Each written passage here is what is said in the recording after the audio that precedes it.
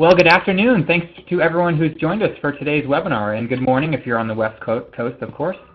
Thanks for being here for today's webinar entitled Building and Communicating Your Nonprofit Brand. My name is Steven Shattuck, and I'm the VP of Marketing here at Bloomerang, and I'll be moderating today's discussion. And with me actually at the Bloomerang office here in studio are two experts in nonprofit branding, marketing, and communications. Very pleased to introduce Tammy and Todd Rimer. They're of Element 212. Hey there, good afternoon to both of you. Thank you. We're happy to be here. Good afternoon. Yeah, it's great for you to be here. For those of you who aren't familiar with Element 212, they're just a really great agency here in Indianapolis. They're a neighbor of ours here at Bloomerang. Todd and Tammy are both the founders. And, they've been working the last few years to help position, their clients in the marketplace by developing and executing branding and creative strategies. And it's just a real treat to have them here today to share all of their expertise. I've actually had a chance to look at their slides, and I'm really excited about what they're going to be talking about. For those of you who have attended Bloomerang webinars in the past, we're going to do something a little bit different today. Tammy is going to run through her presentation, and she's going to share all of her expertise with you about nonprofit branding and some of the things that her agency is involved with. And we'd like this presentation to be a little bit more interactive than maybe what you're used to experiencing from Bloomerang. So if you have a question, or if you'd like something maybe expanded on or explained a little bit further, please feel free to send questions through via the chat screen on the webinar interface there on your computer, and I'll see those, and Tammy will also see those, and we'll actually stop and answer them rather than waiting towards the end for more of a formal Q&A session. So don't be shy, send any questions over, and we'll try to field those as best we can. And we'll try to have you out of here by the 2 o'clock Eastern hour for sure, maybe even finish a little bit early. As always, I will be sending out the slides and the recording of the presentation later this afternoon, so if you missed something or want to look over it a little bit later, you can certainly do that. So without any further ado, I'm going to hand it off to Tammy, and she's going to get our discussion started. So Tammy, take it away. All right. Well, thank you all for being here this morning, and we're going to jump right in. And our main focus for today, with the brief we have together, is we really want to be able to help you guys better articulate your brand story in your communications with your donors and volunteers and the community at large. What Todd and I have found in working with a lot of nonprofits is that many companies and organizations, they don't understand really what branding is. And so I really first off just wanted to break it down to a small, concise statement of this. Your brand is the representation of a relationship. Now, I always use Walmart as the example of this because there are people who love Walmart and there are people who hate Walmart. But we all know Walmart has a brand. They have a good brand, good in terms of noticeable and out there. But for some people, their brand is bad, and it's because the relationship that people have with them is poor, whether Walmart has missed expectations or just people don't feel like they're a good company, they don't have a good relationship with them. So the point of today's webinar is to really help you guys find good tools, put together good tools to build better relationships with your community. So the 4 key things that we're going to talk about are why your company exists. We're going to talk about engagement with your community. We're going to talk about why your organization, and then why me, the donor, the volunteer, or the community. Why am I involved with you? So these are the 4 topics that we're going to go through today. So we're going to jump right in with setting the first expectation of building a relationship with your community, which is why you exist. So how does your community learn about your organization? Most companies and organizations have a website, they have brochures, people set up social media. But with nonprofits, there is a really key component to building a relationship with your community, and that is through your people, through your donors, through your volunteers. Nonprofits, they're very relational, and people are often the first and most impactful way that others are going to learn about your organization. So where I want to start is with your organization, how often does your organization talk with your volunteers and educate them on your brand story? Do you guys even know what your brand story really is? So what I want to challenge today, and some points that we're going to go through, is looking at your whole organization top down. Everyone involved, your staff, your executives, the president, the CEO, your volunteers. Everyone needs to understand and get behind why you exist. I want to interject something if I could. Sure. One of the reasons that Tammy and I started having an affinity towards nonprofit is just what you talked about. Nonprofits all have great stories. Even if you're doing something similar to another nonprofit, everyone's story is unique. And what we found is we just assumed that everyone was telling their story well because the story is so strong and so personable and so emotional for a lot of these organizations. And what we found is that people's stories really were not being told.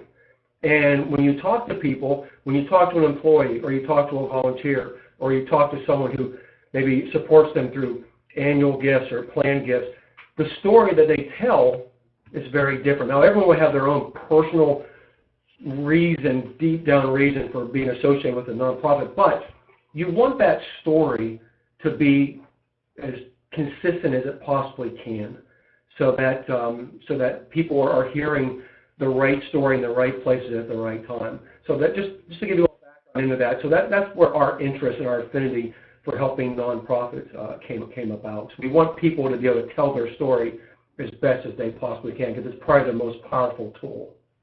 That's exactly it. And so when your organization is growing, just like Bloomerang here, we were talking earlier today about how the growth that this company is experiencing. And with your own organization, as your organization grows and new volunteers come in, they're your storytellers, and they're the ones that are out carrying your story to the community.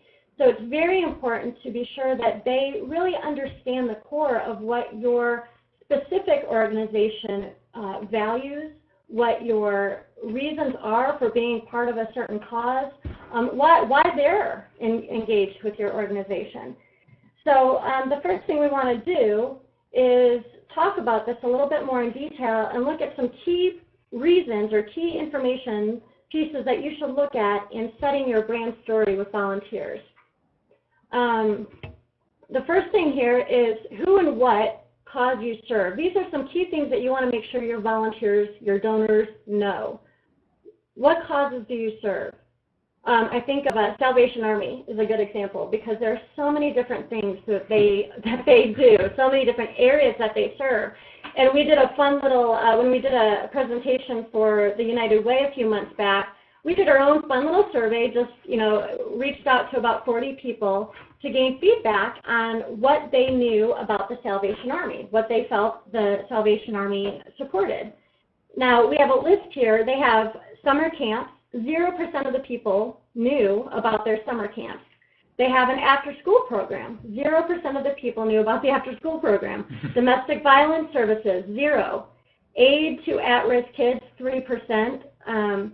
Supplying Christmas presents, 3%, which is shocking with the red bell, because everybody knows about the bell and the red bucket, but supplying Christmas presents was not a big known to the people that were interviewed. Alcohol and drug rehab, 8%, and so on. And I won't go through all these. The biggest percentage of what people knew about was providing food, clothing, and shelter for the and the needy. And so that is just a good example. That is just a good example of making sure that your volunteers and your donors know everything that you serve, because clearly, as these people are out carrying the story of the Salvation Army, they are not necessarily representing the brand as to its fullest extent. So again, just make sure that they know what your causes are.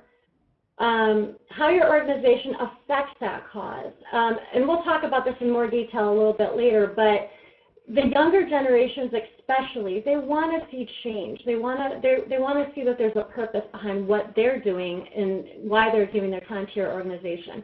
So make sure that you're educating your volunteers on how you affect change, the key differences that you've made in the cause, why people should care, and how people can get involved. Make sure that your volunteers know how to share that when they're out in the community, of how how you can get involved, how others can get involved, and where they should go to do that.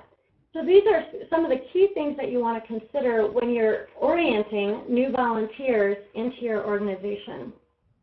And this will really help build stronger brand recognition with your community. It's imperative that your volunteers and your donors all are sharing the same story to build that brand equity. Okay. I want to interject too. If you go back to that, what's interesting is I think we everyone on the call, we all think about one or two of these. But what Tammy's trying to emphasize, and the reason she included all these, is all 6 of these points are points that are important to be thinking about all the time.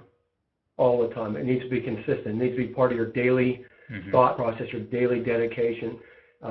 So when you emphasize all of these, you're then more equipped and focused to present the right story. And these aren't just things that a new nonprofit would, identify for themselves. This is something that an existing organization could do pretty regularly just to make sure they're kind of, where they want to be, right? That's exactly it, because you want to make sure as new volunteers come in that they're understanding everything about your organization. And so I think having, and we're going to talk about this a little bit as well, but having regular communications with your volunteers, orientations, places that they can go just to learn more about your organization, instead of just, hey, great, we need a warm body, go on out and help serve, or go ring a bell, or go whatever, work in this food pantry. We want to make sure when people are asking questions that they really understand part of your organization. And we'll actually go into more detail about that in a little bit. So engagement is the second expectation that is important to set with your donors and volunteers in helping to build your brand. And engagement is interesting because, this is where you're touching your audience, whether you're trying to attract donors or volunteers, or you're impacting the community. When you're communicating, and communication falls into engagement, when you're communicating with your audience, you want to be sure that you're doing it in a place that they are. Some of the key things, and we're going to go into a little survey with this again, but I want to start with this. Some of the key things that you want to look at with engagement is showcasing to your audience where they can learn about your organization. Is it through the website? Is it where is the information about your next event? Is it on Facebook that they should be going? Is it your website? Is it a webinar? Is it at an orientation meeting? You want to make sure that you're reaching people and getting them involved at places that they know where you are. What you really need from them. A lot of organizations really struggle with being honest about, this is what we need from you, and this is our real point of need. And we're going to talk about this in a minute, but if your community doesn't really understand what you need, then they're not going to supply that for you. So make sure that in your engagements and your communications with people, you're really sharing honestly what you need from them.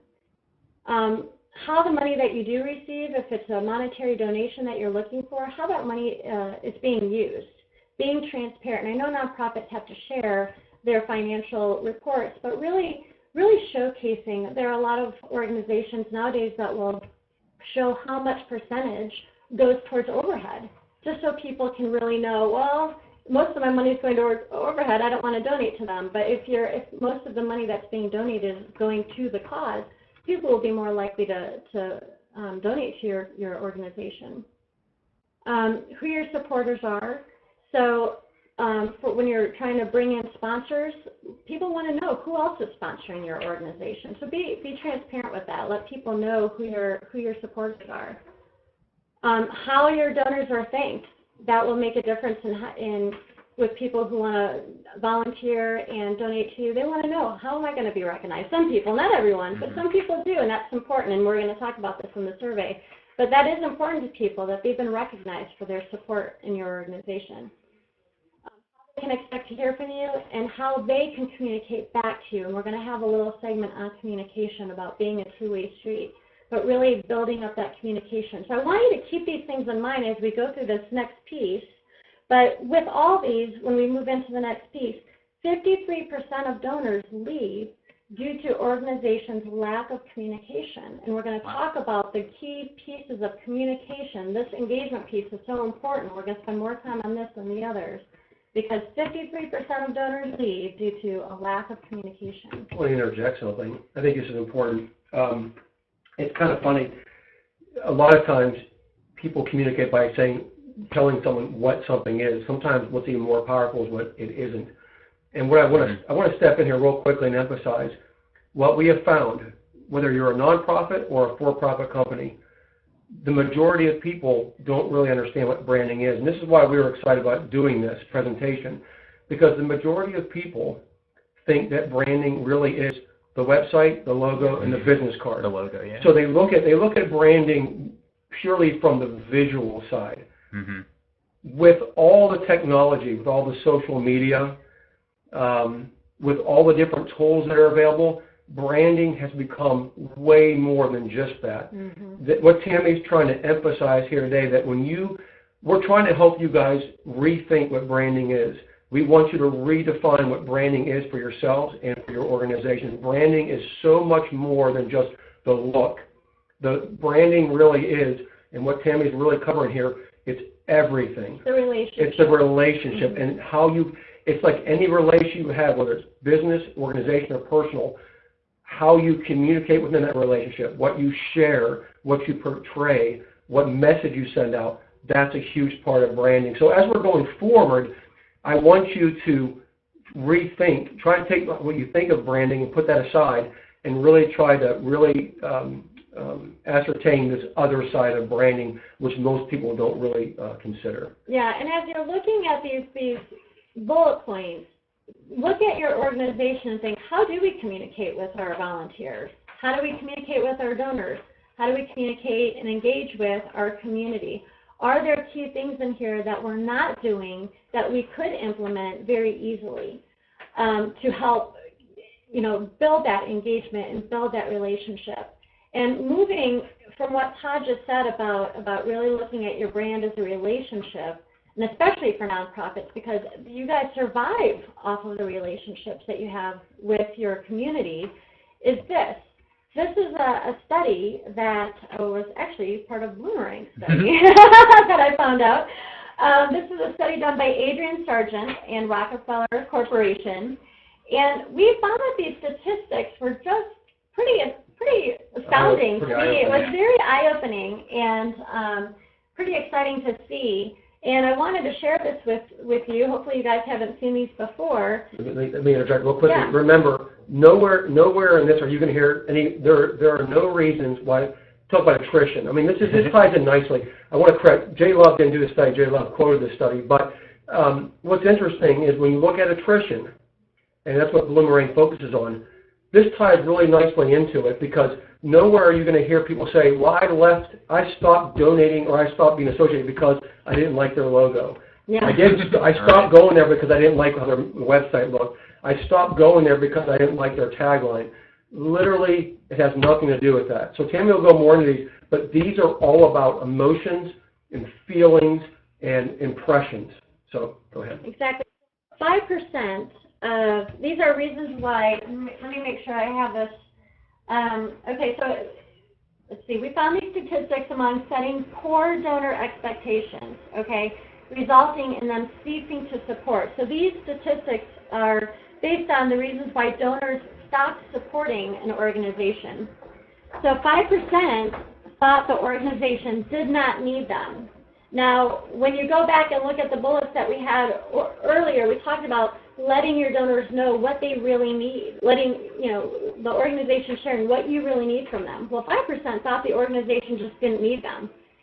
8%, no information was provided on how their donations were used. And again, think back to those earlier bullets. These are things that we covered, and I'll just quick jump back to these. I want you guys to go back and look at these when you get a chance, because this is exactly why some of these people left. 9% did not know they ever even donated. Wow, a nice thank you letter after you receive a nice generous check from someone, or even a small check, because it's about building that relationship. Reminding them, hey, thanks for the donation. So 9% clearly didn't even get any follow-up, and so they just, moved on to the next nonprofit probably.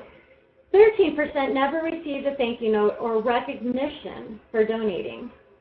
Okay, now this one, I'm sorry, there's nothing you can do about this. 16% died, but there's an opportunity to follow up with family. And even letting the family know, hey, thank you so much for, your father's contributions. We really appreciate it over the years. You never know who you can bring on as part of your organization, even through these conversations. That's it. I want to interject on that, too. There have been, in fact, I just came across it recently. There are articles being written right now about how nonprofits are trying to engage more with families, trying to create legacies. So instead of just focusing on the individual, are there other people within the family? Can they create a family loyalty rather than an individual loyalty? So that is still, even though it may, you can't control it, but that relationship is still important, because when it comes to money left behind, or maybe the legacy of their family, a lot of people you talk to, people as a family often will have stories to tell of their own about, I support this because they helped my mother, they helped my father. Well, if you can build on that legacy, you can really position yourself very nicely for that, to gain that long-term loyalty. Yes, definitely. 18% felt they received poor service or communication. 36 felt there were other more deserving causes, and this is something that we're going to talk about in a little bit. But there are multiple causes out there, multiple organizations serving the same cause even. But what's unique about your organization? What is something special that you do that will keep your volunteers and your community engaged with your brand? We're going to talk about that a little bit too. But 36% left because they thought, someone else needs me more. Someone else has a better cause. So that's something to really keep in mind. 54% simply could no longer afford giving the money. Well, that's fine, but there is still time. And so if people come to you and they say, you know what, I love your organization, I love what you stand for, we just don't have the money to be able to financially support you anymore, what about asking them for opportunity to volunteer their time? And so just keeping that in mind, too. It's not all about the money, which I know you guys know. And that's interesting you say that, Tammy, too, because a lot of people only think of, and this is sometimes as portrayed, is a lot of people have this misconception that the only thing that's needed is money. I need money. And a lot of times that is the communication that is put out through the brand, okay? Right. But really, when you actually get in the heart, if you serve on a board and you really get to know the nonprofits really well, you see that, yes, they need money to keep things going, but the time, the volunteer and all that stuff, that's equally important. A lot of people lose sight of that. They don't realize how valuable their time is. They only think of the money. So there is an opportunity there. I agree with you completely. Yeah. So when you look through this research, you see a lot of it comes back down to communication. It comes to poor communication with their audience, and a lot of these people who left, that could have been avoided just based on building better communications with your audience. So I want to talk about communication a little bit more. Communication going outbound from an organization is just as important as communication coming in. Had these organizations had maybe some more opportunity for the community and donors to share back with them, they might have seen some of these miscommunications and issues. So gaining feedback from your donors and volunteers, people coming up and saying, hey, I don't feel like you appreciated my donation, I want to talk about this, or whatever the case may be. I think Bloomerang can help with that. Yeah, I think we can. Gaining feedback from your donors and volunteers on the expectations that they even have of your organization is so important. It's so important. So some outbound communications that could be considered are the following. Text alerts. And you guys probably do all these things, but that was not planned, by the way. But text alerts for upcoming events. There are so many pieces of software out there that's available for organizations now that people can use to just stay engaged with the younger generations of people who are coming to events or supporting or whatever the case may be. So these are some things you might want to consider. Text alerts, e-newsletters, thank you letters, like actual mail thank you letters. That's coming back, and people really appreciate getting snail mail again.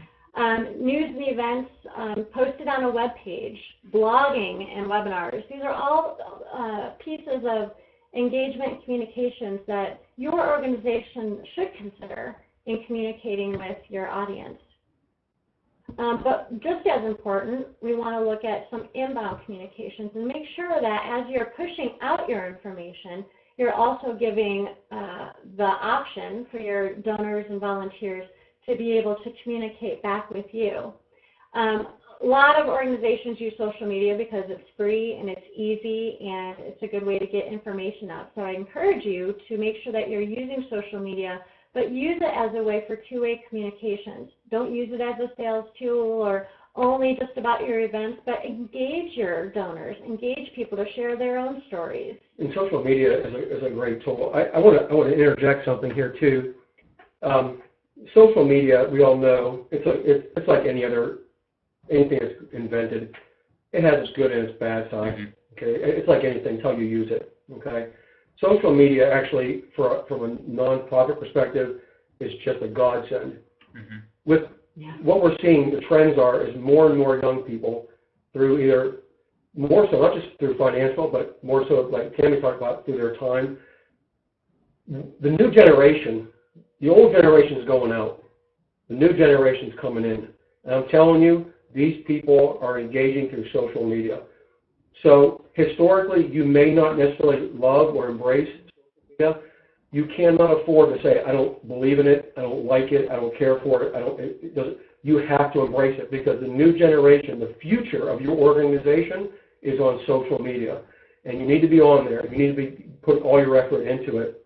And find out, now granted, it's complicated because there are a lot of social mediums.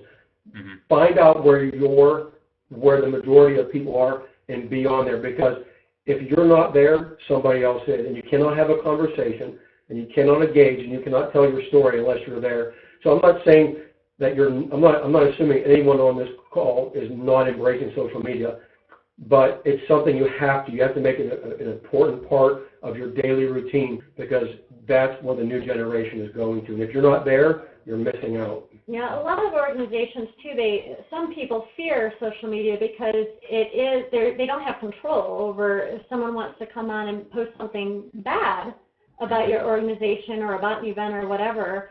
That scares a lot of businesses and organizations. But I always say a negative comment is a gift, because if they're not telling you and they don't have that outlet to tell you, they're telling 10 other people. I guarantee it. And so it's better for them to be able to tell you and be able to vent that and allow you to explain or come back and apologize and rectify the situation. So don't be afraid of people sharing negative comments on your social media, because it allows you to be able to have that honest conversation and maybe make you aware of something that you were unaware of. Well, there was another story that I can't remember if it was directly related. Tammy, when you shared all the 5, 8, 9, 10, 13%, all those reasons you will leave, Steven, I think I read somewhere, and you can correct me, not long after this came out, after Jay Love did this, I remember seeing somewhere that 80 or 88, I can't remember the number, 80 or 88% of people would have come back to that organization if someone had reached out to them. Yeah, absolutely. So people desperately, we live in a world right now, and you have to understand this too, is that people, they do things for the good reasons. I mean, I think people really do embrace certain nonprofits because it's really in their heart.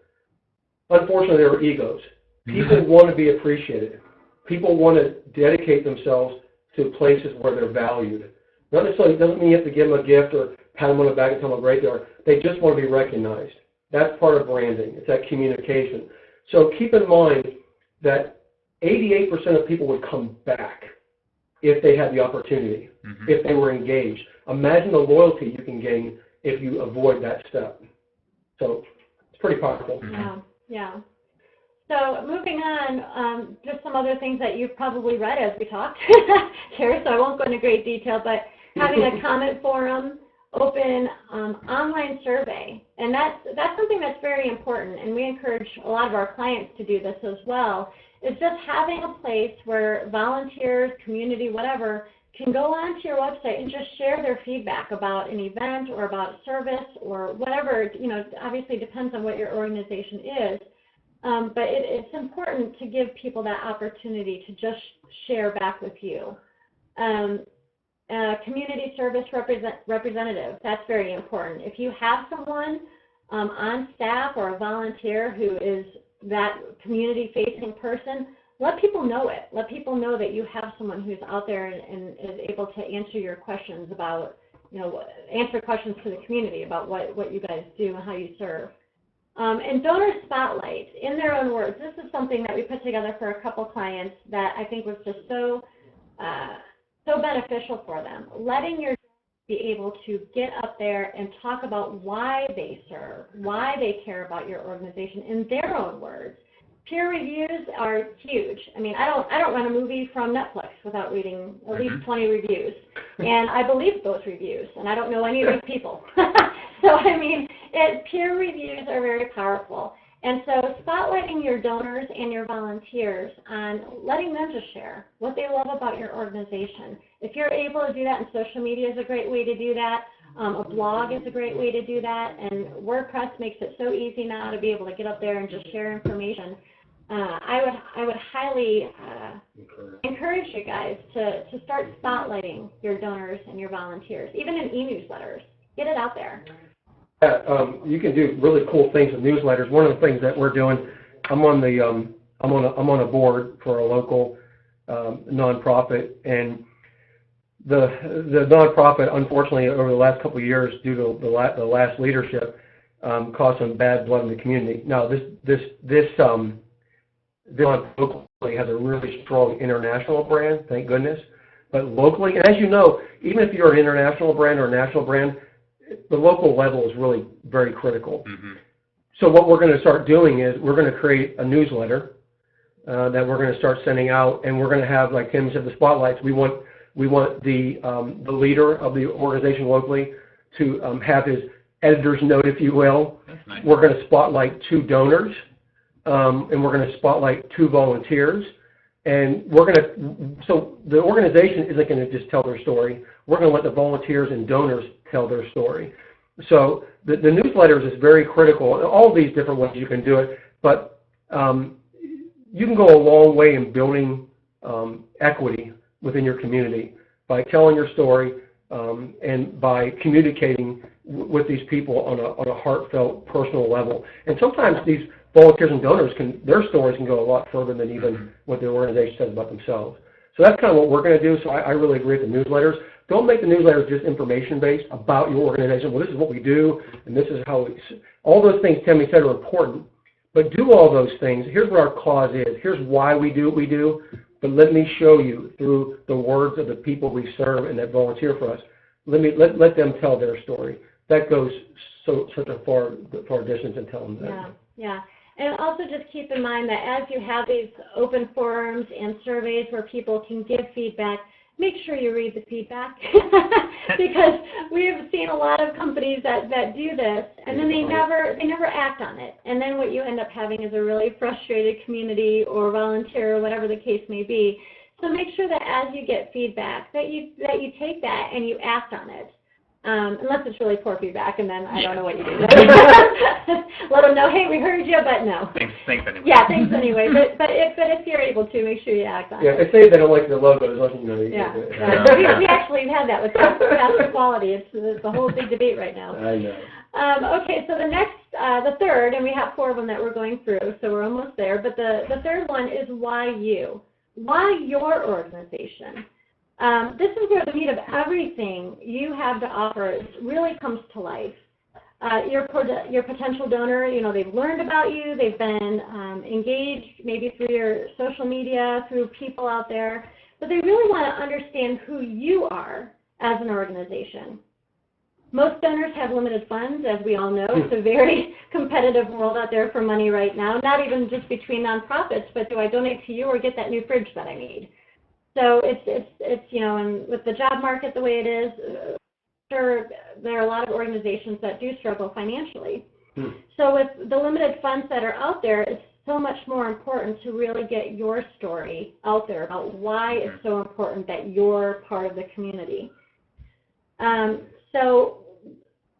What I want to say here is, basically when you uncover the heartbeat of your organization and you showcase that to your donors, that's what's really going to bring your story to life. Mm-hmm. So some key expectations that your organization needs to consider in setting who you are, why you, with your donor are the following here. Show how your organization is a change agent in the cause that you serve. Don't just say, hey, we help cancer victims, or we're a fire rescue organization. What difference are you making in the community? What's changing in your community or in the lives of the people you serve because of what you're doing? So show the change agent in your organization. It's important. One of the things that's also coming out, a lot of the stuff I'm bringing up are trends that I'm seeing. One of the biggest, it used to be back in the day, organizations, who they are and what they stood for was enough. But nowadays, again, especially with the new generation coming up, not only is social media big, but literally they want to know, what are you doing? How are you different? How do you make a difference? Where is the impact? The impact is really the key to everything. They want to see where your dollars are going, where your energy is going, whose lives you're touching, how you're changing those lives, what are the differences you're making in the community. That's really what it's all about. I mean, that's what it's all about for the new generation. Yeah, it really is very important. So showing that, give examples of real percentages, real numbers, show case studies, let people see the real facts behind what you're doing. It's okay to brag a little bit. Yeah. Okay. Mm-hmm. Showcase the true social impact that your organization makes, and show what is special about the way your organization provides this service, highlighting your differentiators, highlighting what makes you unique.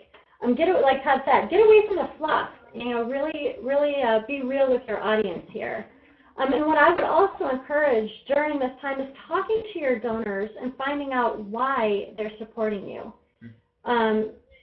Get their feedback on what their impression of you as a change agent is. When you uncover the heartbeat of your organization, you can develop through the eyes of your donors, you can develop your story and messages to answer the questions of other donors. When you're trying to market to potential donors, volunteers, the community, talk to the people who are already doing this so that you can better position your organization for basically lead generation. One of the things I want to say about this too, and this pretty much applies to this whole thing, is when you're looking at branding from this perspective, what you need to do is, I encourage you, is forget about titles. This is not something that the executive director is supposed to be doing by him or herself. Yeah. This is not something that just the marketing person is supposed to do. This is not something that just business development is supposed to be doing. When you're looking at all or most or all of this stuff that we're talking about today, this really is a joint effort. So forget about titles. Make this a organizationally wide, because if you think about it, the story is being told. If you don't all contribute to creating the story, then the story is not going to be told collectively as well. Mm-hmm. So don't leave it to your CEO or your board or your marketing person or your development. They all play crucial roles. We all know that. Those are all crucial roles within the nonprofit world. But don't sit around and wait for others to do it. I don't care what your position is in your organization. Bring this up. Make this important. Go to the leadership in your organization and say, look, we need to make this a priority. Get everyone excited about it and work on it collectively, because you should all be contributing to what story you want to tell, and you should all be contributing to getting that story out and making sure it's being told consistently. So I just want to interject that all this stuff Tammy's talking about is make it a organizational-wide effort, because you all are important in telling that story. Yeah, and a lot of the fact of nonprofit is the frontline people are your volunteers. The people who are out, serving the food or separating the clothes or delivering clothing or whatever the case may be, it's typically the volunteers. It's not the CEO who's necessarily always out there doing that. And so making sure that top down, which is what I said in the very beginning, all the way down to the newest volunteer, they need to know this information. Okay, did we have a question? Yeah, we did. It pertained to the social media piece from the earlier slide, and it was from Bertina who's in, and her question was centered around buy-in. You know, you and Todd are suggesting all these really great things, and a lot of these ideas are kind of progressive. You know, how do you convince someone on the board or maybe an executive director who is maybe not necessarily older, but maybe who is a little set in their ways for some of these these other, these tactics? How do you get buy-in from those people? How do you get them to be okay? One thing that I would suggest is doing a little research on other nonprofit organizations that are utilizing social media and doing it well. And I would bring case studies to your board of the success stories of other organizations that are executing this and showcasing the engagement that they're receiving through social media. That would be one way. The other way would be maybe doing a small survey with your current volunteers, asking them, some key questions, but making sure that one of the questions in there is, are they on social media? Are they engaging and checking out organizations on social media? Let them do the convincing for you, because if you come back and, 60, 70% of your volunteers and donors are saying, yes, we are on social media and we are engaging with brands through social media, that may convince your board that this is a medium that people are on and they're utilizing it for sharing stories and receiving information. And so you don't want to miss out on that. Sorry to use this term, but that market share. You don't want to miss out on that audience. And even if you're, capturing 2% of where everyone else is, that's still 2% more that can go out and carry your brand to others. So those would be two suggestions that I would offer. Todd may have. Well, I was going to say, Bertina, I feel for you because, unfortunately, and I don't know what your situation is, but I'm assuming you're asking that question because you've thought about this. We understand some people on this call may already get this. Some people are seeking. Some people want, just to reaffirm. Wherever you are, your question kind of tells me that this is something you've already thought about doing. I've thought about approaching the leadership. I think what you might have to do is, it might not necessarily be you.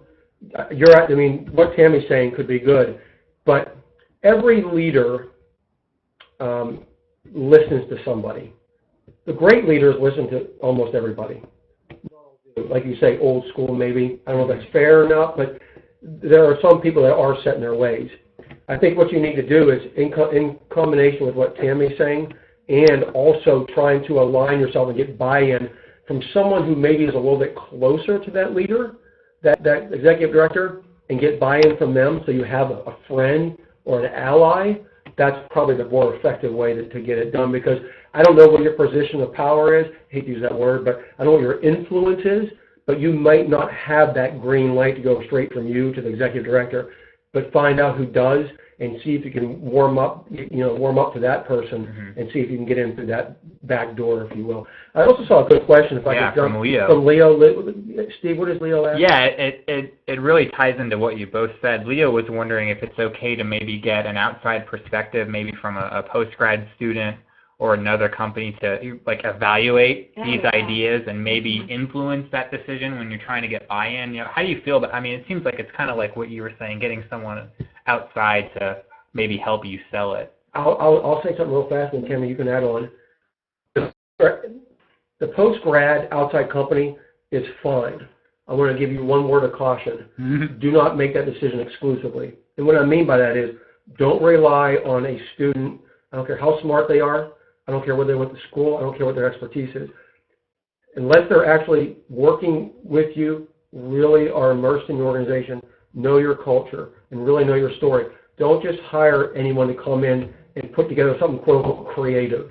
A lot of people are very good with their words, and they can put together some really cool pieces for you that look all snazzy and flashy and impressive, but is it really going to really represent what you're really trying to say? So my word of caution is, yes, you can, Leo, get a post-grad. There are some people out there that are dynamic with their ability to express a story in words. a company. There are great companies out there that are good at doing that, but make sure the big question mark is, do they come in and do it for you, or do they come in and work in alignment in conjunction with you? Because if you step aside and let someone else create your story and do this for you, it's one thing to evaluate, it's another thing to do it for you. So I would make it a joint effort. That would be my recommendation. And after they've done their work, if it doesn't feel right, then look at it again. It has to really speak volume. And these guys really, this post-grad really gets us. This organization, this company really gets us. If you don't feel all warm and fuzzy and lovey-dovey when it's all said and done, then go back to the drawing board and try again. Yeah, absolutely. It seems like the subject of social media really sprang some people to life here in the chat room. Kate was wondering if you guys have any experience with maybe using Facebook ads specifically. I know certainly, I'm sure your clients use Facebook, but it seems like if your nonprofit has a presence on Facebook and if the people you are trying to reach are Facebook users, then the ads would make sense. Would you agree? Yeah, Facebook ads, and they can be effective. In fact, I did a rad race based off of a Facebook ad. I signed up for a race, a 5K, based on a Facebook ad. They can be effective. Again, I think it really just depends on what you're marketing. So I don't feel equipped to just say, yes, that is something you should be doing, because there are a lot of it depends on there. But if you're trying to attract a specific audience or generation, especially the younger, although now Facebook is pretty much everyone. I mean, my parents in their 70s are on it. But I think it can be effective. Just make sure that it's lined up with the right attitude or tone of what you're promoting. I mean, if it's something that is maybe a emotional or heartache kind of situation, you may not want to be doing that on Facebook. But if you're promoting like a race or like the Miriam, I'm doing the 5K or 10K Miriam race, supporting adoption in September. And we're promoting that all over Facebook, and I think those kinds of things are good. Let me add one thing to that too. And I know this becomes really complicated. It's all about metrics, measuring, and it's hard to do that sometimes. But here's the deal: this goes right back into what we're talking about again. Nothing works unless you're telling the right message. Okay, so a lot of times people will try something and it fails. They automatically say it must be the tool, it must be the medium, it must be where I did it. Oftentimes, you were actually in the right place, you were just saying the wrong thing. So you could be on TV, but if your commercial stinks, who cares? If you're on radio and the message doesn't resonate, who cares? So what's really tough with this is we used to be able to just, back in the day, which wasn't that long ago, do I want to, I'll just hire an expensive agency and they'll tell me whether I should be on a billboard, a magazine, TV, or radio. It's more complicated than that. The phone book. Yeah, sure. And it's very complicated. So what you have to look at are two different, and this ties into what we're saying. It's a great question. Facebook ads is definitely something to look at. But if you're going to invest in that, again, make sure that when you invest in that, so, okay, let's say Facebook ads is where your audience is. Also make sure you put equal amount of time and energy and thought and commitment into making sure if I'm going to invest in this method, I better make sure that I only get this one chance to reach this person. My message and my story, which ties in brilliantly to what we're doing here, is right on target. Because if you're in the right place, but you're saying the wrong thing, you're done. Which is why it goes back to our earlier conversation about engagement. That's why it's so important to communicate with your audience and find out, A, where they are. Are they on Facebook? Are they looking at the ads even? That can be a survey question. But finding out what they really need from you and what messages are really resonating with them. Because when you understand your audience, that's when you can really properly position your nonprofit to engage them quicker. And we're actually going to talk about that part a little bit here in the Why Me, because this Why Me is about your donor. And so let me go into this just to make sure that we get through this so that people who do need to go and don't have questions can get through it. Yeah. So with the Why Me, And donors and volunteers, they give of their resources and time because they want to add value and be a change agent along with your organization. So I'm joining a nonprofit because I want to make a difference. And like we talked about earlier, there is ample competition with nonprofits because there are a lot of nonprofits serving different causes, but there are also a lot of nonprofits within the same community serving the same cause. So for the donor or the volunteer and the community, it can get confusing of who should I serve, who should I volunteer with. So what we want to do here is talk about just some key expectations that you can set to shorten that cycle of trying to bring in the trying to bring in the volunteer to your organization, to get them to resonate with your specific organization. So some of the things that in your messaging and your communications is how the donor or volunteer is recognized in their support. They want to know, they really want to know that your organization, I'm sorry, I skipped this part. I have to say this before I say that. Your organization needs to make your volunteers and donors understand that they are making a lasting impression on the community, but they're doing it through your organization. So I'm saying this because you don't want to make it about your organization on this part of engagement. You want to make it about your donor. You want to make it about them, is what I'm trying to say here in a very bad way. So how the donor and volunteer is recognized in their support is really important, because basically what you can say here is, because of Todd Rimer, our organization was able to ABC, whatever the case may be. Whether you're doing that on Facebook or whatever, now Todd feels very engaged and very appreciative. He feels appreciated by your organization. You got me, or the ABC would be all but collapse. No. So just showcasing how the donor is recognized and really recognizing them. We talked about this earlier, spotlighting donors through the year, showcasing specifically how their support provided aid to your organization. So call out your donors. Call them out by name. Get personal with them. That's what people want. Providing a variety of ways a person can support, again, not just financially, and we talked about that a little bit earlier, but also highlighting the non-financial donors. So Sally gave, 8 hours of her day folding clothes, for Goodwill or whatever. Highlight Sally, put her in your newsletter, and make it about the community getting involved, not just about the financial supporters, because you do see that a lot. Showcase what percentage of donations goes towards the cause versus overhead expenses. Highlight the impact donations provide the cause.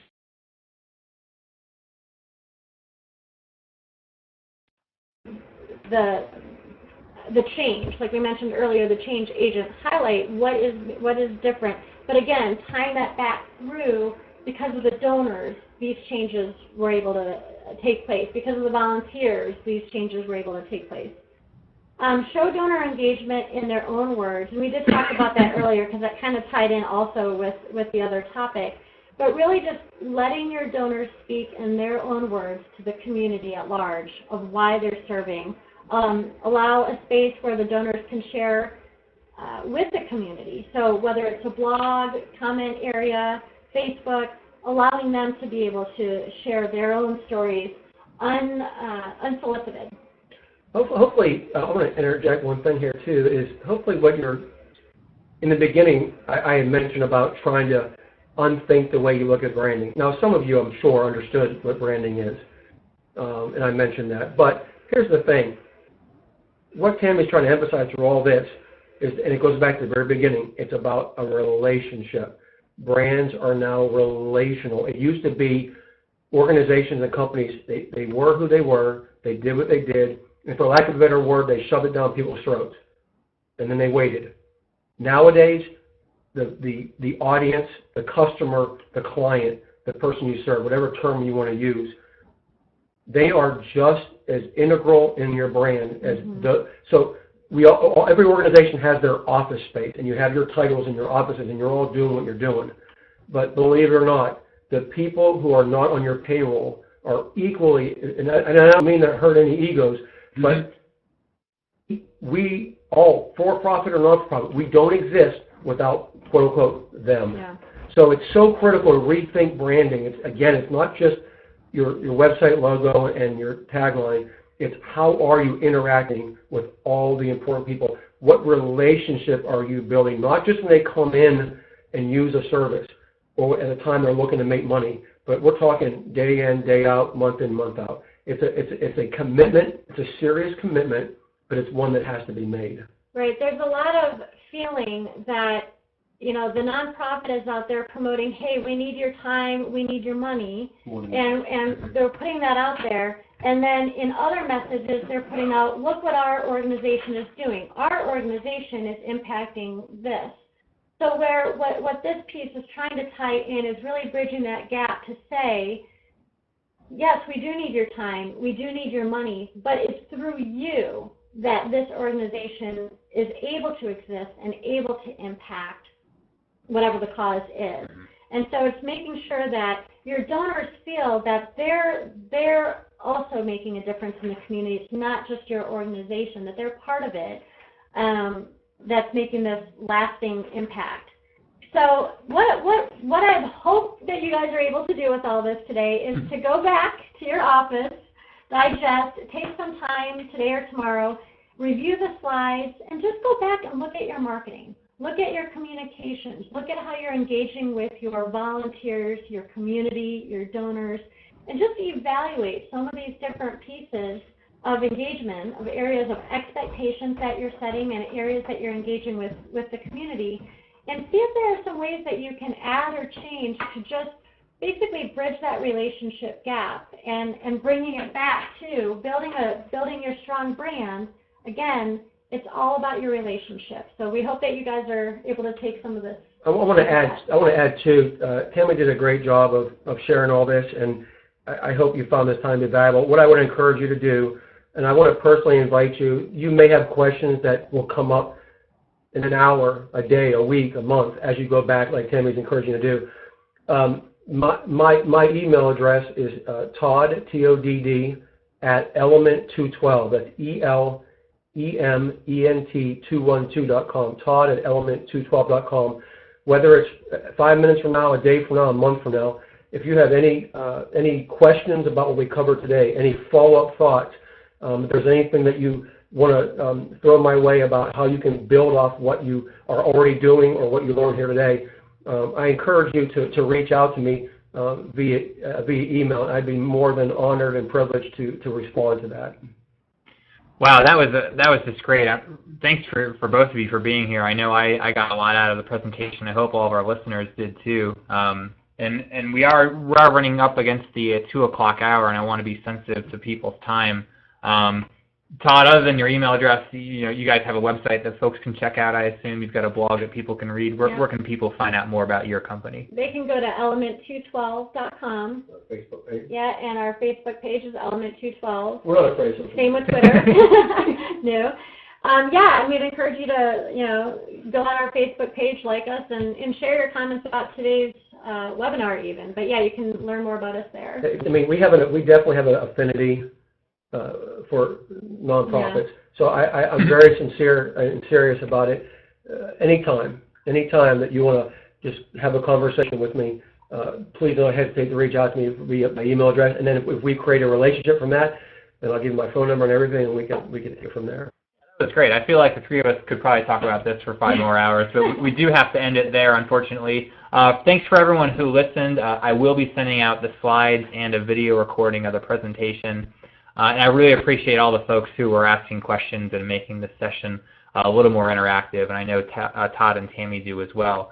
Real quick before we go, I just want people to be aware of our next webinar. It's actually not our next webinar, but it is one that I wanted to highlight. We're going to be speaking with Tom Ahern, who's just the guru of donor communications. And actually Network for Good invited us to participate in one of their webinars, and you can register for that. It's on September 24th. Just go to our website, go to our webinar page, and register for that. It's absolutely free. That's one that I don't want people to miss. It's going to be a really great presentation. So since it's about 2 o'clock, we'll end it there. Final thanks to Tammy and Todd. Really great to have you guys on. Thank you guys for your time, too. Thanks for joining us. Thanks for staying with us. Yeah, really awesome presentation. Really great. And thanks to all of you, the listeners, who took an hour out of your day. Really appreciate it. And have a great rest of your afternoon. Bye now. All right. Bye-bye.